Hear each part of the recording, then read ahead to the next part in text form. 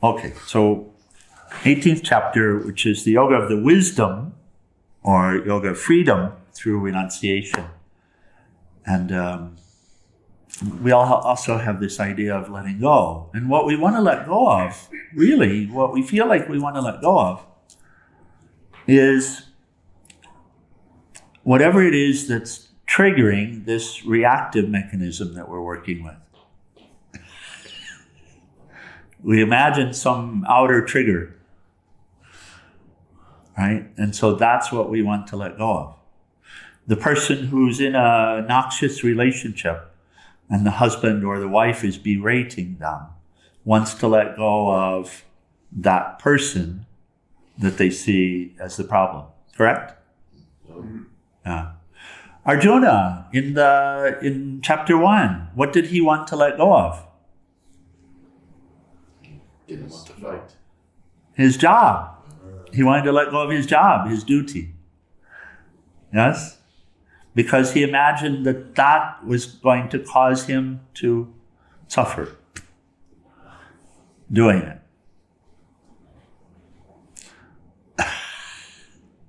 So that's the idea of renunciation that we have. And everybody will hear it that way.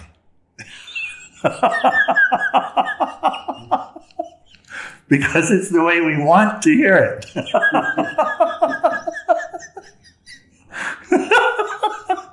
And it's very hard for Lord Krishna to get us to hear it properly. Because it's persistent that the problem is out there. Even, my God, even Swamis, I've met, many, many Swamis. And there will be like one person or more for them that will bring forth the triggers, and they'll want that person gone.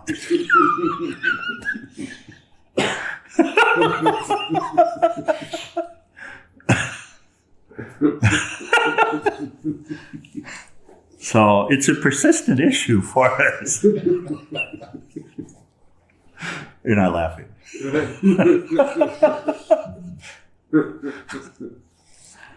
Okay, with that background.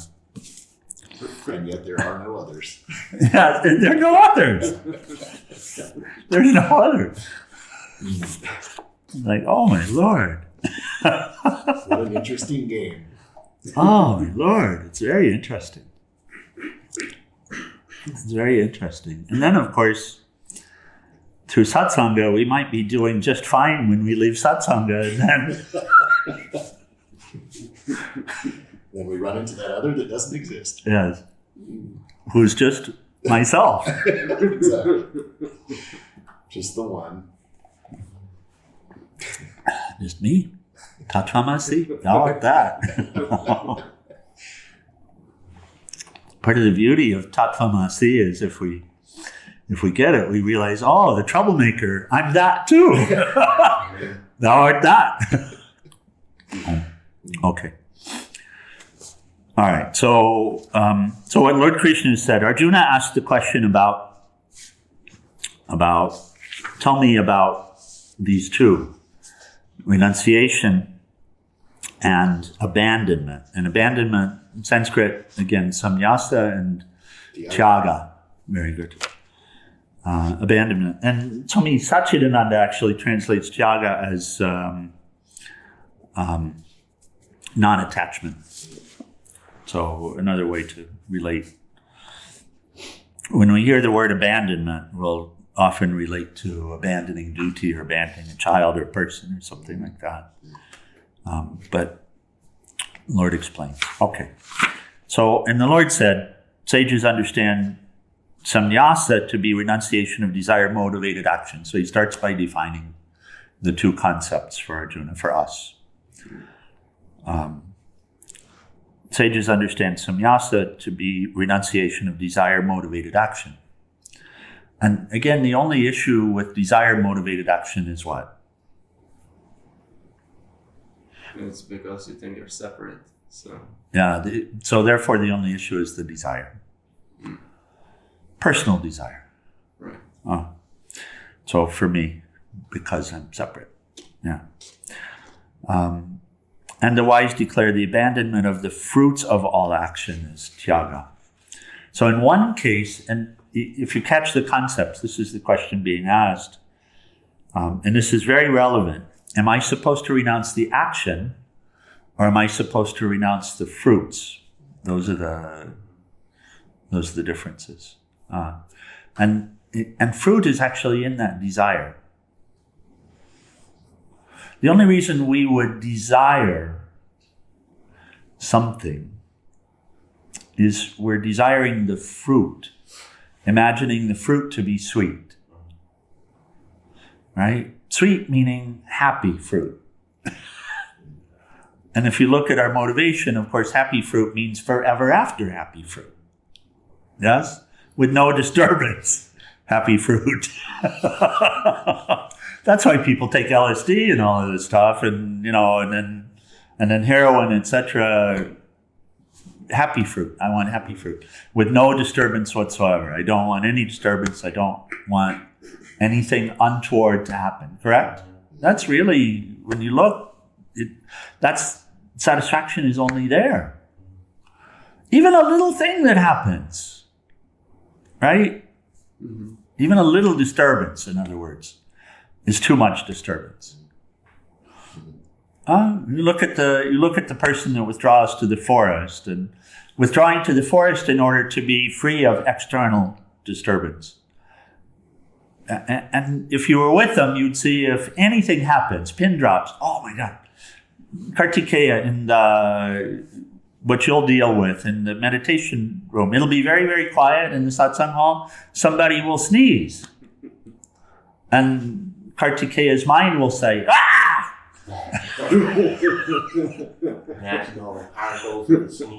So it's like you have this happiness meter. It has to be all happiness all the time, no disturbance, no pain whatsoever.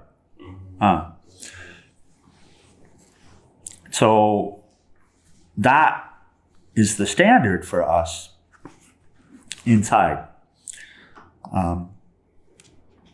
So we get to this question then of the two, renunciation of desire motivated action.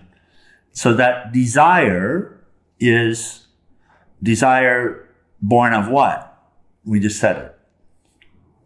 The desire is the desire born of feeling of separation. Yeah, wanting to be all the time happy and never otherwise, never disturbed in some way. So personal desire is like that, which is fruit.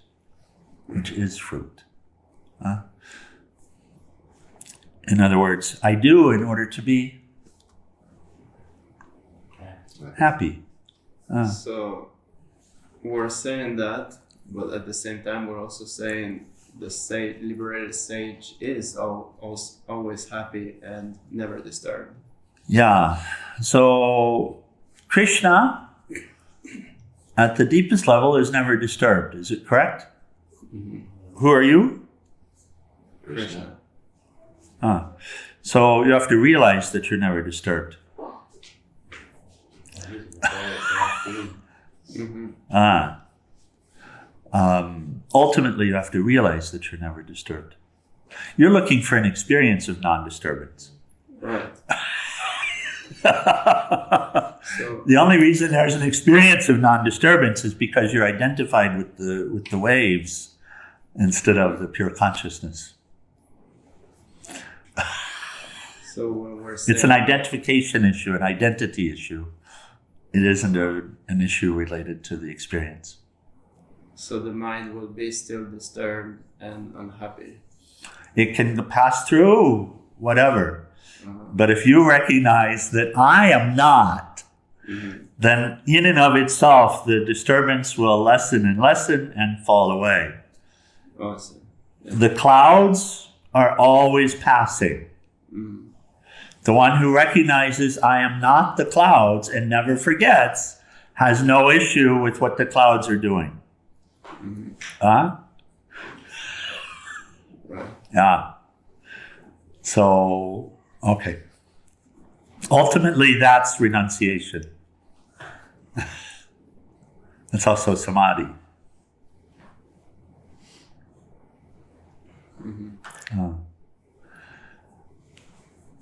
by the way, the vast majority of the waves that you experience are a result of the identification as a limited being and therefore needing something. So again, if you look at the thoughts, almost all of them are about what you need or want to avoid.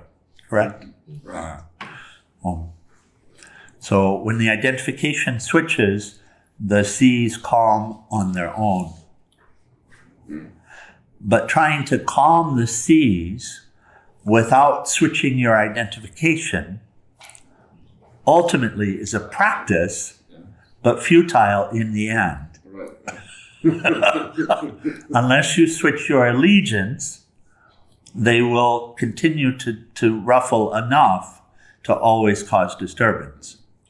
I see. Yeah. Oh. So Nisargadatta felt the pain of his throat cancer, and yet he did not identify with the pain. He identified with who he was. Who Correct. He is. So his experience of it is just as a passing cloud. Right. So he said, I don't feel the pain, I see. So he sees the ripples, Yeah. as it were. Oh. Because you would look at him and you would see that he felt like he was in pain. If you were looking at him, you would. Well, that's the nature. That's the nature of nature, but he's not the nature. Right. So appearances can be deceiving. You think that someone may be in pain, and yet they could be. Because you're projecting your state on them. Yeah, you see their movements. You see their. Well, but you're seeing the body respond and react. Right. But you're not seeing who they are. You're not seeing the inner state.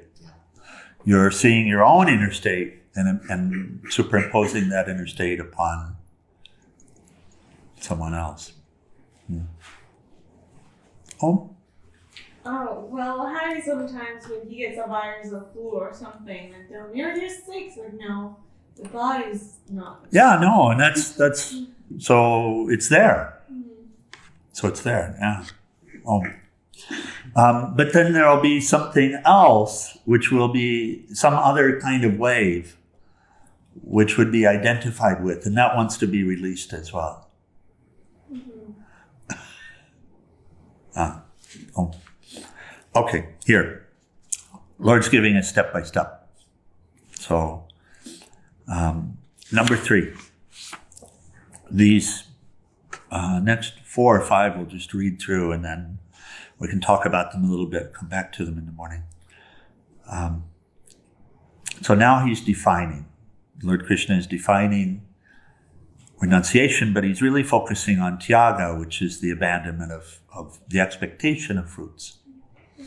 You can't actually abandon the fruits, but you abandon your relationship with them. Here, let's see. Some philosophers declare that action should be abandoned as an evil, while others declare that acts of sacrifice, gift, and austerity should not be relinquished. It's true. Hear from, still today, true. In India, this discussion goes on. Hear from me the conclusion or the final truth about this abandonment, O best of the Bharata. Abandonment, verily, O best of men, have been declared to be of 3 kinds. So 3 kinds meaning what? 3 gunas. There you go. So first he describes the sattvic abandonment. Acts of sacrifice, gift, and austerity should not be abandoned, but should be performed. Sacrifice, gift, and also austerity are purifiers of the wise, meaning they purify the mind and unveil the wisdom. So sacrifice just means selfless service, right? Remember, sacrifice isn't an offering at an altar unless you realize that the altar is everywhere here. And then you say, okay, it's offering at the altar of life. So, and all of the forms encompass the deity, the one deity. So as long as we can relate to the deity, to Krishna or Mother Mary or Christ or whatever name we're using, as long as we can relate to that as permeating all of this, then so we could say whenever we can relate or whenever we can remember, then where are we with respect to the altar? When we can remember the deity permeating the object in front of us and relate to that deity instead of the object, then where are we with respect to an altar? Does that question make sense? Sorry? That's where you want to be. We're at the altar. So in that sense, sacrifice means offering at the altar. Does that make sense? And what are we offering? We discussed sacrifice. We're offering ourselves, right? In the form of love, kindness, compassion, awareness.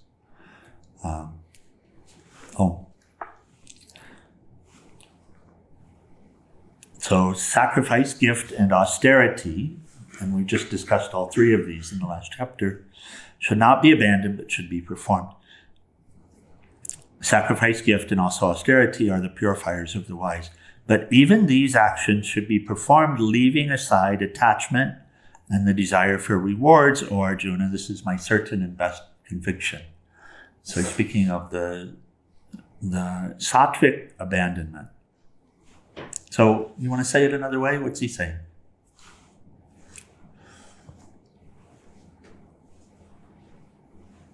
What's he guiding to?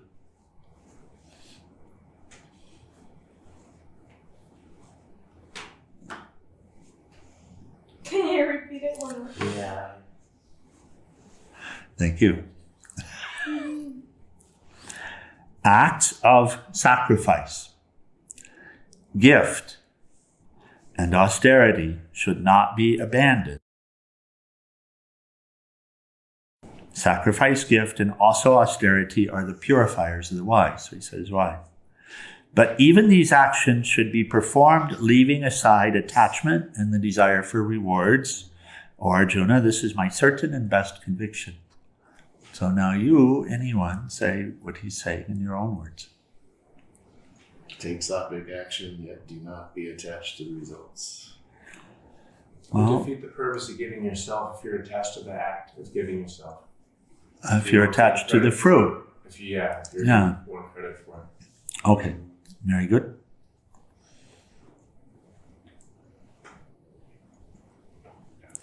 Do what's right without any expectation of any reward whatsoever. He's saying this. Do what's right and proper in the circumstance. Yes, please. I also feel that sense of being present. I feel like, with a sense of being present, like doing the dishes in order to do them, not to get them clean. Yes. I feel that too. Yeah, it is. And that's being present to what's here in this moment. And also choosing to be centered, aligned in the moment. Yes, which is a practice of austerity, by the way. Until it's not. Once you're actually present, then you wouldn't call it a practice of austerity anymore. When you're not present, remember, austerity is something that you have to do in order to bring purity into the situation. So you have to control some tendency, take control of some tendency. So the mind wants to wander, and you practice an austerity. What does that mean? You have to resolve to yourself for the mind not to wander. And by the way, if the mind does wander, then you have to commit yourself to doing something in order to bring it back. So you practice an austerity in order to be present, but once you're present, you wouldn't relate to it as an austerity. That's natural. Peace. I'll give you an example. Peace Pilgrim. She walked for 28 years. Peace Pilgrim. She had absolutely nothing. Nothing. She asked for absolutely nothing. People would call that an austere life. Do we relate? People would say, no pleasures whatsoever. What would she say? It's freedom. It's freedom. Thank you. You don't have to carry anything. Yeah, she would say people think that it's austerity, but it's not. It's joy. Right. I remember that chapter. So I'm just saying, from a limited perspective, we say, I'm practicing an austerity.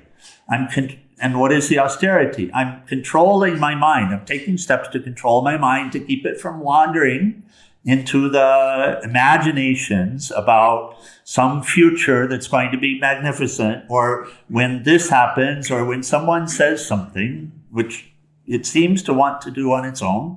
Yes? And so you have to practice an austerity to get it to stop doing that. What does that mean? You have to do something that the mind really doesn't want to do. So mind wants to eat. You say, no, my dear, we're going to fast today. Why does it want to eat? Pleasure. Or to be seen a certain way, or whatever. Mind is involved in pain. It's bringing you pain. Right? It's only the mind that gives pain. The body doesn't give pain. Not so much pain this morning, more just an anxious escape. Yeah, and you see where that is. Okay. And so you practice an austerity. You say, no, my dear mind, we'll come back to you later. Right now, Didn't leave. right now, we're going to do this. That's a practice of austerity. Does that make sense? Yeah. So you take things away from it. That's austerity. In the same way that Peace Pilgrim took away from herself all of the pleasures of life, what we call the pleasures of life. She took away the flowers, she took away the garden, she took away the home, she took away the money, she took away all the friends. She took all of that stuff out of her life. So that's a practice of austerity from that perspective, yes? But what did she say? She saw friends everywhere. Yeah. Yeah. Ultimately, from a place of wisdom, we'll see. But from the place of ajnana, then I'm taking things away. Then I'm practicing austerity. But the practice, what's being shared here is the practice wants to be practiced without an expectation of fruit. What I get. So, and you look at her practice, by the way. She became completely selfless, only interested in serving, only interested in sharing the teachings and embodying it. And what she experienced, not wanting it, was absolute freedom. So it's a good example, real-time example of what Lord Krishna is speaking of here in terms of the prototype, what's the archetype for what's being shared. And Lord Krishna is saying in the sattvic example, you don't hold on to anything.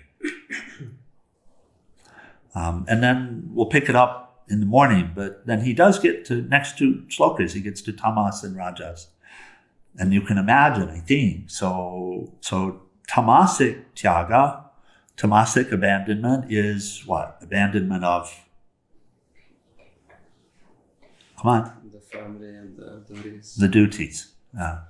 And Rajasic abandonment is abandonment of, it's not actually abandonment. It's not abandonment of the fruit. Yeah. Oh, okay. We'll come back in the morning. Any other comments or questions in the discussion? I feel that all of us will have probably experienced with being selfless at some point. Oh, yeah, absolutely. We cannot get to an ashram here in the place that we are without having at least been selfless. Absolutely so. We just find, in various degrees, we just find ourselves holding on to maybe one. And maybe it's the last thing we're holding on to. No doubt, we've worked out a lot. So I have a question on that with just like abandonment. If I do things like spiritual practices and karma yoga in order for me to,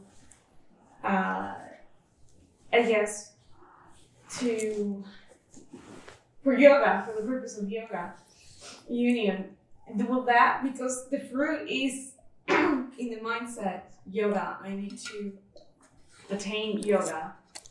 That is a rajasic abandonment. It is. So we come into it, and some rajas is required when we come in to it.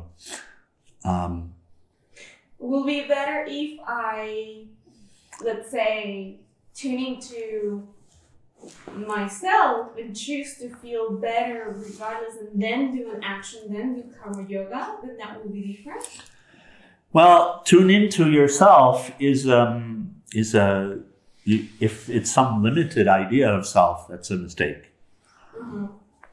So, which must be corrected. So it's a question of how to correct the mistake. Well, I guess I meant my higher self. Yes. So tuning into, like, when I do that, I visualize a white light and I really feel light. It's like so much lighter and the mind clear. So you need to, we could say tune into God, or we can say tune into the highest, or tune into Guru. Yeah. And as we're involved in the process of doing that, we really want to use the scriptures and someone who's done it to help us to make sure that we're actually tuning into what we know to be pure inside. So,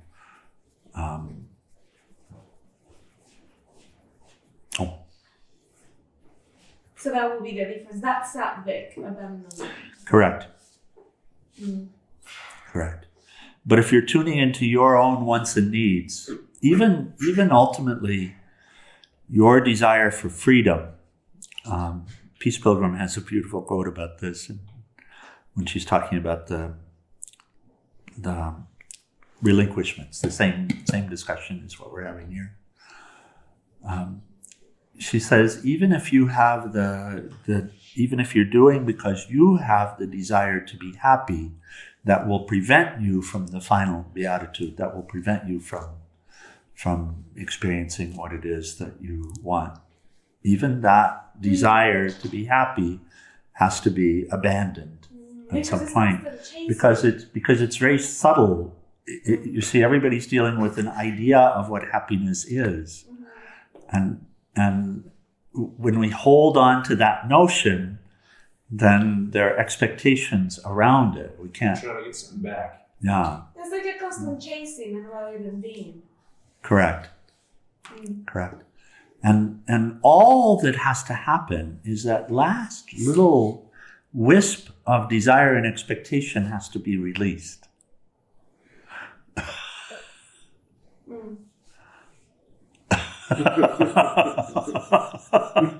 Beautiful smile. Because we're just dealing with veils.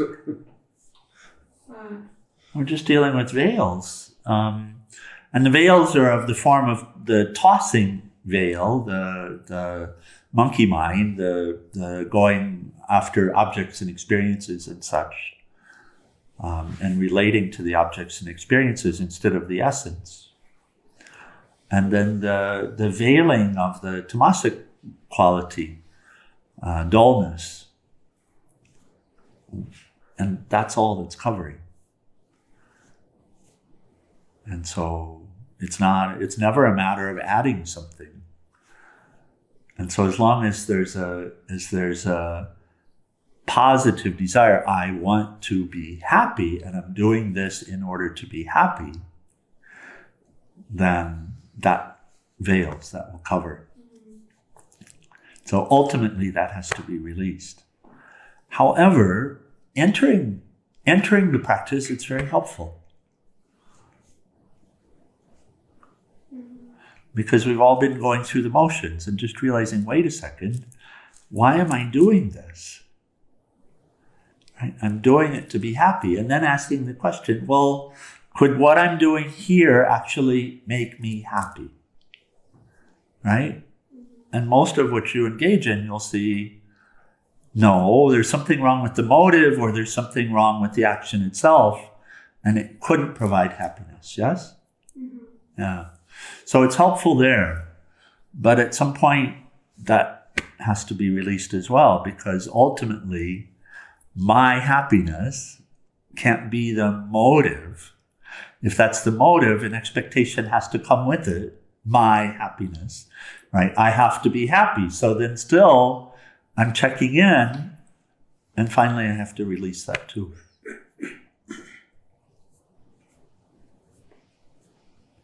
Oh. Because you are. Because you are. You're not the thoughts. You're not these desires. They're not separate. So all of the mental stuff to the contrary, that's all clouds. So you've cultivated a lovely set of clouds, and now you have to let them go. Fine, you've cultivated all white clouds. Good for you. That was necessary. I've noticed that change within me, because I didn't realize that I had some of that outside of the ashram. Well, quite a bit of that outside. But when I came in, I started noticing that on the slightest things. Like my first time cooking, I thought, okay, I'll cook for everyone. But funny thing, no one came on the prayer, and it took so long for someone to come in, and that triggers like, I cook for everyone. Yes. And then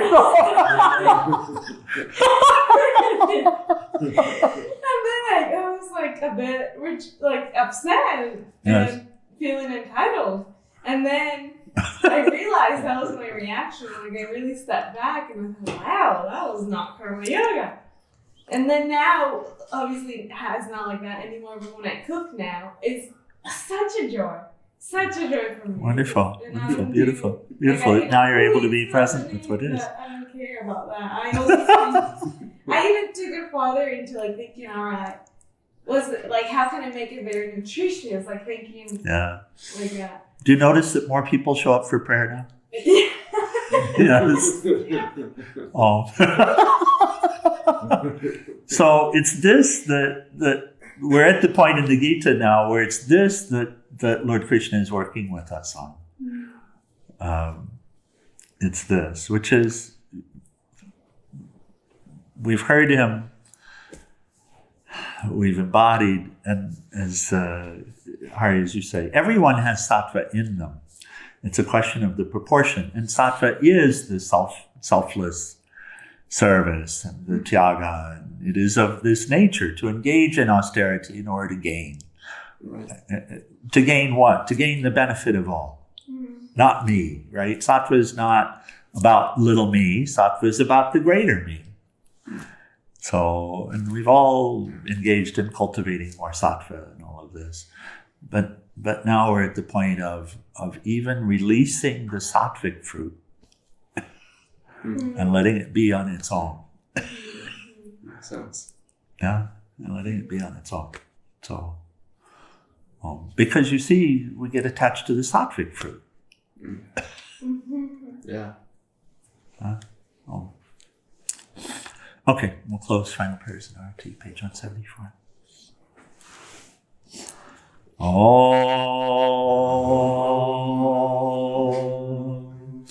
Om Trayambakam Yajamahe Sugandhim Pushti Vardhanam Orvai Rukameva Bandhanan Mritor Mukshiyamam Mritata Om Trayambakam Yajamahe Sugandhim Pushti Vardhanam Orvai Rukameva Bandhanan Mritor Mukshiyamam Mritata Om Trayambakam Yajamahe Sugandhim Pushti Vardhanam Orvai Rukameva Bandhanan Mritor Mukshiyamam Mritata Om Sarvesham Swastir Bhavatu Sarvesham Shantir Bhavatu Sarvesham Purnam Bhavatu Sarvesham Mangalam Bhavatu Sarve Bhavantu Sukhinaha Sarve Shantu Niramaya Sarve Bhadrani Pashyanto Makashi Dukhabhag Bhave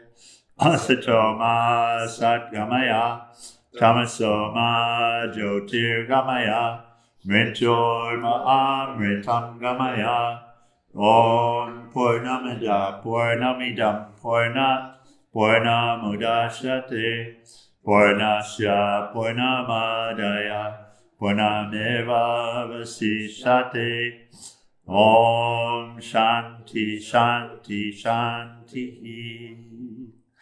O adorable Lord of mercy and love, salutations and prostrations unto thee. Thou art omnipresent, omnipotent, and omniscient. Thou art Satchidananda. Thou art existence, knowledge, and bliss absolute. Thou art the indweller of all beings. Grant us an understanding heart, equal vision, balanced mind, faith, devotion, and wisdom. Grant us inner spiritual strength to resist temptation and to control the mind. Free us from egoism, lust, anger, greed, hatred, and jealousy. Fill our hearts with divine virtues. Let us behold thee in all these names and forms. Let us serve thee in all these names and forms. Let us ever remember thee. Let us ever sing thy glories. Let thy name be ever on our lips. Let us abide in thee forever and ever. Humble our Satguru Shivananda Maharaj Ki, and for all the saints and sages of all the traditions. Okay, let's stand for our tea.